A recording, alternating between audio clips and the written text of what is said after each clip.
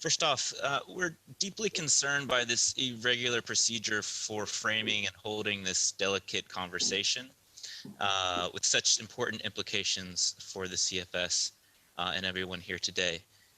With that being said, for 2 years now, more than 2 years, civil society, indigenous peoples, and social movements in all regions have been raising our significant concerns about the summit process, priorities, and governance structure.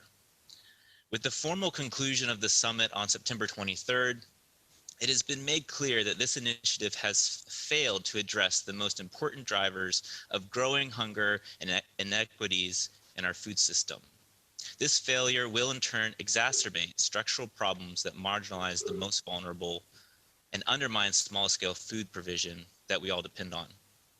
As the Special Rapporteur on the Right to Food has just highlighted, the summit has also failed member states.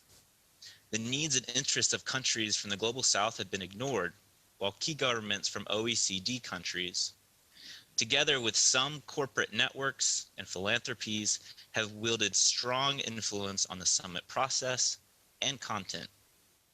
The corporate-dominated multi-stakeholder governance model of the summit deepens existing power imbalances in the United Nations and its specialized agencies, and further undermines a genuine multilateral system. As we have heard now from several member states, there is clearly no political consensus nor political mandate for the summit going forward in any form. There are significant divergencies in positions of different regions and countries over the coalitions, the follow-up process, and even what is meant by sustainable food systems as a result of the summit. We cannot risk bringing these divisions into the CFS and undermine the years of work to build consensus in this space. Large sectors of civil society, social movements, and indigenous peoples, as well as scientists, boycotted the summit. And here I'd like to highlight the political declaration of the Autonomous Peoples Response to the UN Food System Summit, which encapsulates the analysis and rationale for this boycott. This political declaration has received over 1,100 organizational endorsements and signatures.